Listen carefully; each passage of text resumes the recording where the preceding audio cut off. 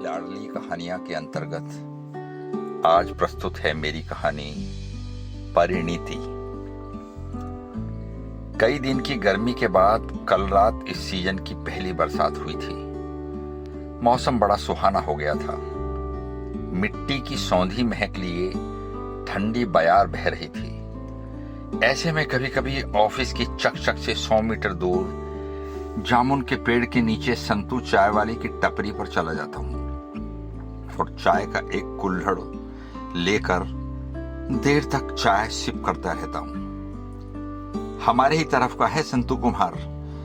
गांव में तो बर्तन भांडे का काम खत्म हो गया, सो यहाँ चाय की टपरी चलाता है। ये अलग बात है कि यहाँ लोग उसे पांडे जी कहकर पुकारते हैं और संतू भी कभी अपने इस बदले हुए उपनाम पर कोई ऐतराज नहीं जताता। दरअसल यहाँ पहले किसी पांडे जी की दुकान हुआ करती थी, फिर वे चले गए तो संतू ने अपना काम जमा लिया। वैसे भी अब आम शहरी को इस बात से कोई फर्क नहीं पड़ता कि चाय बनाने वाला या सब्जी बेचने वाला पांडे है या प्रजापति। किसे फुर्सत है गुजरे हुए जमाने के कीड़े निकालने की। अभी चाय के 2 ही सिप लिए थे कि लगा जैसे कोई मुझे घूर रहा है। लगभग 7-8 मीटर दूर खड़ा एक आदमी, इसकी दाढ़ी बढ़ी हुई थी, कपड़े मैले और फटे हुए थे, लगातार मेरी ओर अजीब सी प्यासी सी निगाहों से देख रहा था। उसके नंगे पांव में बिवाई पड़ी हुई थी और पायजामे का एक पहुंचा घुटने तक फट गया था। मैंने उसकी तरफ ध्यान हटाने का कई बार प्रयास किया, किंतु बार बार स्वतः ही निगाह उस तरफ उठ जाती थी। कोई आपको घूर रहा हो तो आप लगातार उसे अवॉइड भी तो नहीं कर पाते हैं। वो पागल सा दिखने वाला आदमी लगातार मुझे ही देख रहा था। कुछ भय सा भी लगने लगा। आखिर चाहता क्या है? पत्थर मारकर तो नहीं भाग जाएगा? फिर वो चलता हुआ धीरे धीरे मेरे नजदीक आ गया। उसकी आंखों में एक अजीब सी वीरानगी थी। मुझे लगा कि भूखा है। मैंने अपने चाय के कुल्हड़ की ओर इशारा करके उससे पूछा, चाय पिएगा क्या? मगर वो उत्तर देने के बजाय मेरे और निकट आ गया था। क्या चाहिए? क्यों सर पर चढ़ा जा रहा है? मैंने झुंझलाकर कहा। मेरे शरीर में उसके इतने नजदीक आने से सिहरन सी होने लगी थी। भैया, उसके मुंह से पहला शब्द फूटा। भैया, ये शब्द मेरी स्मृति गुहा के संवेदनशील रंध्रों पर दूर तक गूंजता चला गया। मेरे ज्ञान तंतु इस आवाज के पीछे भाग रहे थे। किसी घंटे की टंकार की तरह देर तक वो शब्द मेरे मस्तिष्क में गूंजता रहा, किंतु किसी सिरे तक नहीं पहुंच पा रहा था। मैंने पुनः उसे गौर से देखा। उसकी धूल से भरी हुई उलझी हुई दाढ़ी को उसके चेहरे से हटाकर उसके चेहरे की कल्पना की। मैल की चीकट से काले पड़ गए चेहरे का कल्पनाओं में रंग बदल कर देखा तो अचानक मेरे दिमाग में बिजली सी कौंध गई। मैं उछलकर खड़ा हो गया। Oh my God, Rammu! तू रम्मू है इस हाल में? अरे ये क्या हो गया भाई तुझे? वो न हिला न डुला, बस अपनी जगह पर खड़ा रहा। उसकी सूनी सी आंखों से आंसुओं की धार बह निकली और दाढ़ी में विलीन होने लगी। उसने अपनेपन से मेरे कंधे पर हाथ रख दिया, जैसे छोटा सा बालक स्नेह और ममता की अपेक्षा में अपने माँ के कंधे को छुए। बात लगभग 30 साल पुरानी है, जब मैं 17-18 साल का था। हम सरदारपुरे में रहते थे। हमारे घर से तीसरे मकान में एक पंजाबी परिवार रहता था। ये लोग पाकिस्तान से विस्थापित होकर आए थे।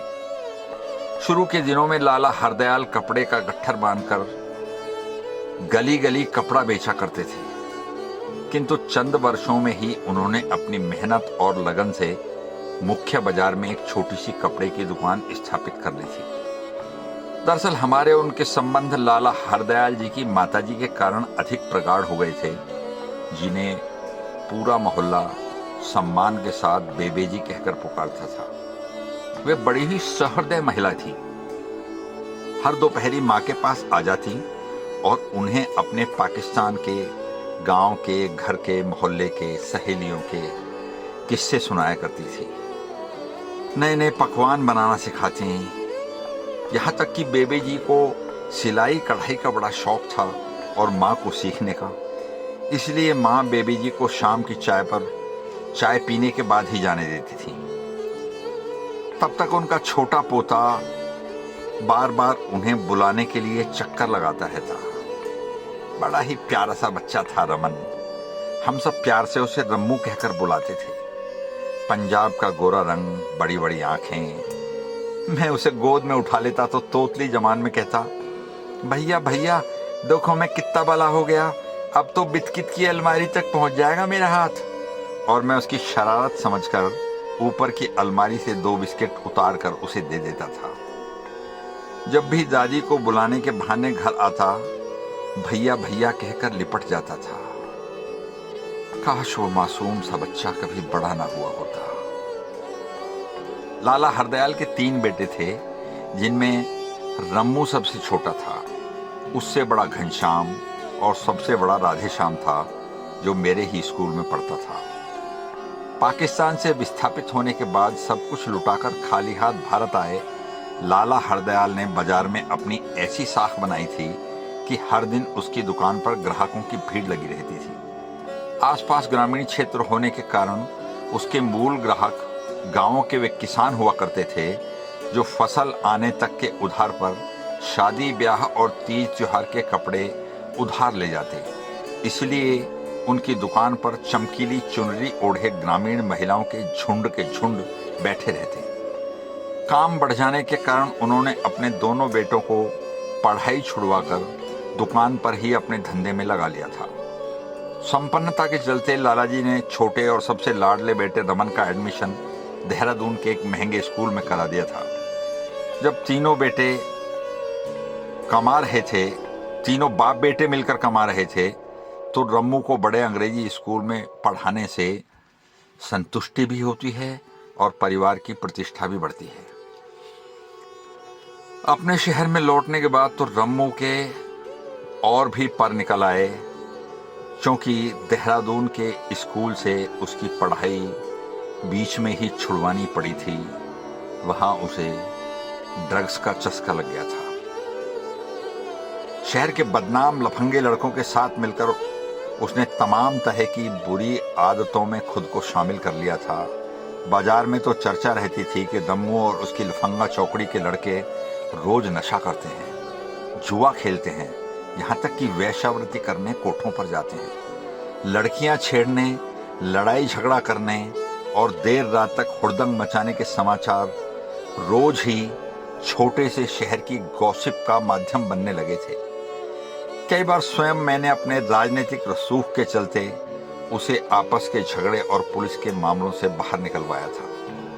वैसे तो पूरे ढींगरा परिवार से उन दिनों मेरे मधुर संबंध थे, किंतु बिगड़ जाने के उपरांत भी रम्मू मेरा बहुत लिहाज करता था।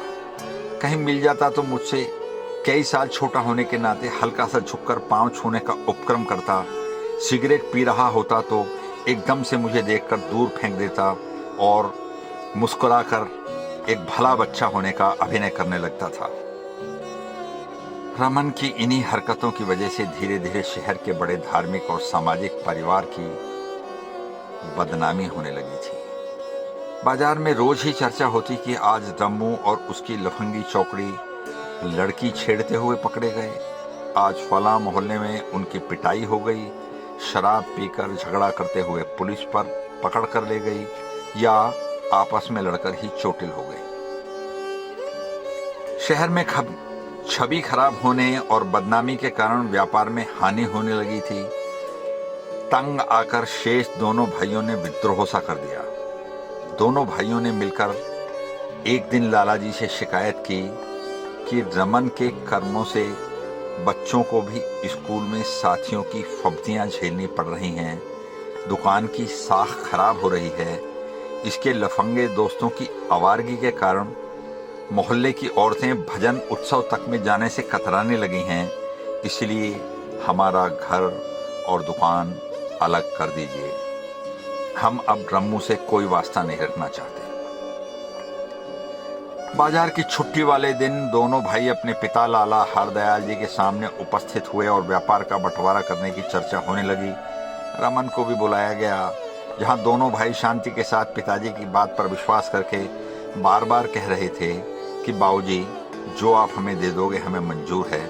वहीं दूसरी तरफ रमन अपने दोस्तों की सोहबत का इतना दुष्प्रभाव उसके ऊपर पड़ गया था कि वो हर फैसले को नकार देता, दादागिरी दिखाने लगता, झगड़ने को तैयार हो जाता, भाइयों की तरफ आंखें दिखाने लगता, यहाँ तक कि पिता के सामने ही अभद्र भाषा का प्रयोग करने लगता। कई बार खड़े होकर उसने अपने भाइयों को मारपीट करने की और अपने दोस्तों से पिटवाने की धमकी दी। कई महीने घरेलू झगड़े, रिश्तेदारों के दखल और लंबी नाप तोल के बाद बंटवारा संपन्न तो हो गया, किंतु फिर भी रमन उर्फ हमारा रम्मू इस बंटवारे से सहमत नहीं था।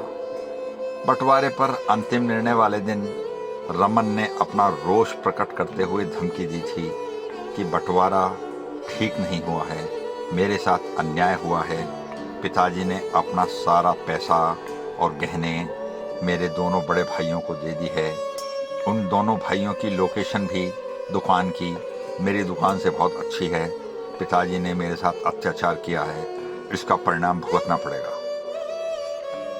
बात आई गई हो गई, तीनों भाई अलग अलग अपनी अपनी दुकानों पर बैठने लगे। जल्दी ही रमन को अपनी खराब इमेज और व्यवहार के कारण दुकान में भी नुकसान होना शुरू हो गया। कोई उसकी दुकान पर चढ़ने को तैयार ही नहीं होता था। उसने स्वयं ही अपनी छवि इतनी खराब कर ली थी कि शहर के सबसे बदनाम आदमी की दुकान पर महिलाएं तो कम से कम जाएंगी ही नहीं, पुरुष भी अवॉइड ही करेंगे। पिताजी के जमाने के सारे जुटे हुए ग्राहक दोनों भाइयों की दुकान पर सिमट गए थे। वैसे भी दुकान के प्रति गंभीर नहीं था, कभी 10 बजे खोलता तो कभी 12 बजे खोलता। नौकर के ऊपर दुकान छोड़कर आवारागर्दी करने, सिनेमा देखने और वेश्यावृत्ति करने निकल जाता था। ढींगरा परिवार के व्यापार का बंटवारा हुए कई महीने बीत गए थे। भले ही छोटा बेटा रमन, जिसे बचपन से परिवार के लोग रम्मू कहकर बुलाया करते थे, परिवार और समाज से कटा कटा रहने लगा था, किंतु सबको लगता था कि धीरे धीरे सब सामान्य हो जाएगा।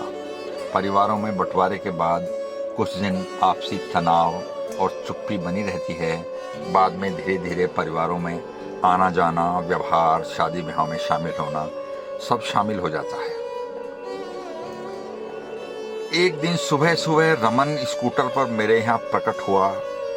बिखरे बाल, उतरा चेहरा। आश्चर्य सा भी हो रहा था कि इस समय तक तो देर तक शराब पीने और अय्याशी करने वाले लोग अक्सर सोकर भी नहीं उठते हैं, तो ये फिर इतने बजे इतने सुबह सुबह कहाँ से आ गया। फिर ये इस तरह से बेहाल सा दिखाई दे रहा है। कई मिनट वो गुमसुम बैठा रहा। बार बार हालचाल पूछने के बहाने आने का मकतब जानने का प्रयास किया, किंतु रम्मू गर्दन झुकाए हुए चुप बैठा था। लगभग 20 मिनट के बाद वो एकदम उठा और बिलख बिलख कर रोता हुआ मेरे पांव में लिपट गया। उसकी हिचकियां बंधी हुई थीं। बार बार पूछने पर भी वो तेज तेज रो रहा था और कुछ बोलने की स्थिति में नहीं था। जब कुछ कहने का प्रयास करता, हलक से आवाज के स्थान पर उसकी हिचकियां ही निकलती थीं। किसी पुरुष का इतना विकराल रुदन शायद जिंदगी में मैंने पहली बार देखा था। रोते रोते हलकान हो गया तो मैंने पानी का एक गिलास उसके मुंह से लगा दिया। एक घूंट पानी उसके हलक से उतरा तो उसने कमीज की भां से होठ पोंछते हुए कहा। जो कुछ कहा उसे सुनकर मेरे पांव के नीचे की जमीन खिसक गई। उसने कहा, मैंने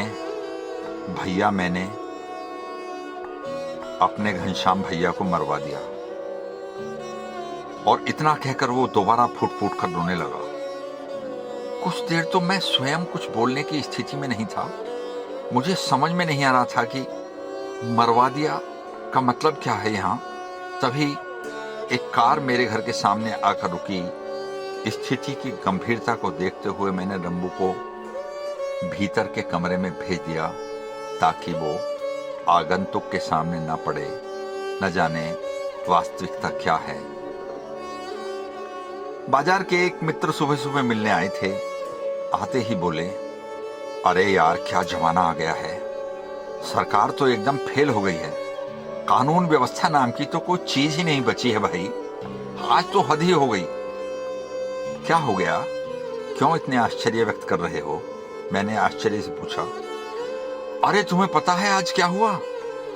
पुराने शहर की तंग गलियों में, जहां से बचकर भागना भी किसी बदमाश का मुश्किल हो जाता है, लाला हरदयाल के बड़े लड़के घनश्याम को कोई हत्यारा गोलियों से छलनी करके भाग गया। अब तो इस शहर में रहने में भी डर लगता है। सरकार नाम की कोई चीज बची है या नहीं? ओ माय गॉड, मेरे पांव के नीचे की जमीन निकल गई। तो क्या वास्तव में रम्मू ने अपने भाई को मरवा दिया है? चश्मदीदों के बयानों और फोन की लोकेशन व मुखबरों के सूत्रों से पुलिस ने पता लगा दिया था कि शहर के प्रमुख व्यापारी की हत्या कुख्यात सुपारी किलर सुंदर सिंह ने की है। घर वाले जानते थे कि जब कोई लूटपाट और छीन झपट नहीं हुई, हत्यारा सिर्फ गोली मारकर चला गया है, तो जरूर ये सुपारी किलिंग किसी घर के आदमी का काम ही रहा होगा। ऊपर से रमन सुबह सुबह घर से गायब था। 3 दिन पूरा बाजार बंद रहा। व्यापारी हड़ताल पर थे। एक प्रतिष्ठित व्यापारी का सरेआम मर्डर हुआ था। पुलिस ने तेज कार्रवाई करते हुए कई बदमाशों को गिरफ्तार भी किया। रमन को भी बार बार थाने बुलाकर पूछताछ की गई, मगर कोई सबूत इत्यादि न होने पर धीरे धीरे केस फाइलों में दबकर शांत हो गया। ढींगरा परिवार का दुर्भाग्य ही था कि अपने बड़े बेटे की हत्या और छोटे बेटे के आवारा बदचलन में अब बड़े भाई का ही हत्यारा छोटा भाई निकल जाने के बाद लाला हरदयाल निराशा और दुख से घटना के 2 महीने बाद ही दुनिया छोड़कर चले गए थे। पैसे की आपाधापी में समाज में कितनी ही विकृति क्यों ना आ गई हो, नैतिकता के मापदंड कितने भी बदल क्यों ना गए हों, धनपतियों का कितना भी सम्मान क्यों न होने लगा हो, किंतु एक अंतरधारा हमेशा बहती रहती है। समाज फिर भी शराफत से जीने वाले लोगों का ही सम्मान करता है और धूर्त, अपराधी और चरित्रहीन लोगों से कहीं ना कहीं कन्नी काटता रहता है। भले ही कानून रम्मू और रमन का कुछ न बिगाड़ पाया हो, ढींगरा परिवार के सारे रिश्तेदारों ने ही नहीं, लगभग पूरे बाजार ने रमन का पूरी तरह से बाइकाट करने का निर्णय कर लिया था। शहर का बच्चा बच्चा जानता था कि इस कुकृत्य में लफंगे रम्मू का ही हाथ है।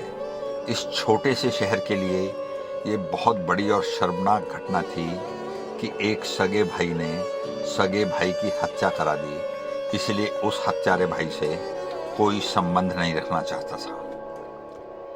महीनों तक तो रमन बाजार में किसी को दिखाई ही नहीं दिया। पश्चाताप और अपराध बोझ से ग्रस्त होकर घर में ही पड़ा रहता। मगर एक दिन उसने अपनी पत्नी और पत्नी के भाई यानी साले साहब के अत्यधिक दबाव देने पर दुकान खोलने का निर्णय किया। अभी बाजार में घुसा ही था कि एक दुकान से आवाज आई, क्या गुरु, उड़ा दिया घनश्याम को? ढिचक्याऊं ढिचक्याऊं ढिचक्याऊं।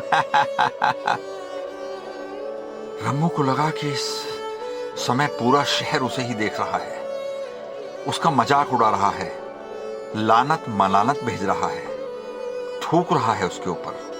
उसकी आंखों के सामने अंधेरा सा छाने लगा। शरीर पसीने पसीने हो गया। वो लड़खड़ाता सा उल्टे पांव घर की ओर भाग गया। इसके बाद तो रमन महीनों इस शहर में किसी को दिखाई नहीं दिया। दाढ़ी बढ़ गई थी, न खाने का समय न सोने का समय। धीरे धीरे पागलपन शरीर पर और दिमाग पर छाने लगा था। घर में पड़े पड़े शरीर अनेक बीमारियों का शिकार हो गया था। एक दिन पत्नी रमन को जबरदस्ती डॉक्टर के यहाँ ले जा रही थी। अभी कार में बैठने ही वाले थे कि किसी ने रमन का कुर्ता पीछे से खींचा। रमन ने पीछे मुड़कर देखा तो घनश्याम की 8 साल की बेटी खड़ी थी। उसने बड़ी मासूमियत से पूछा, चाचा चाचा, आपने मेरे पापा को क्यों मारा? रमन कई पल उस मासूम बच्ची की तरफ सूनी सी आंखों से देखता रहा। उसके बाद कुर्ता छुड़ाकर तेजी से घर में घुस गया।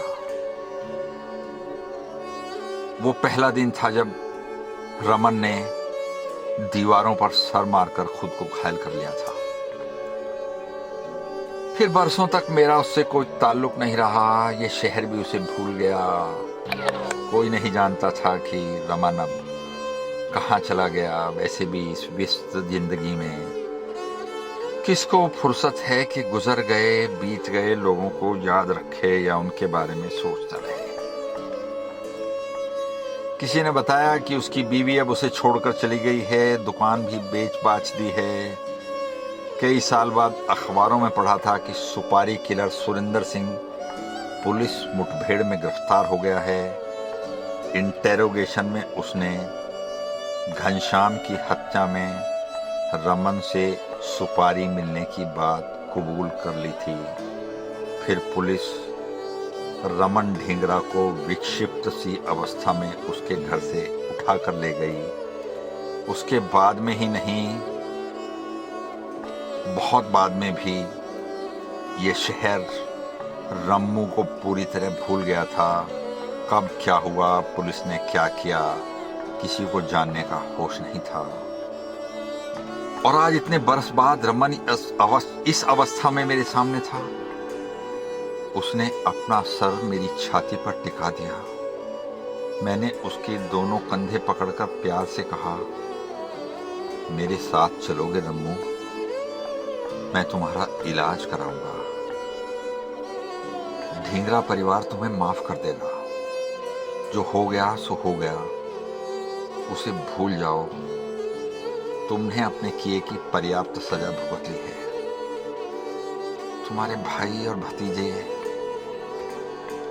खून के रिश्ते का लिहाज करके जरूर तुम्हें माफ कर देंगे।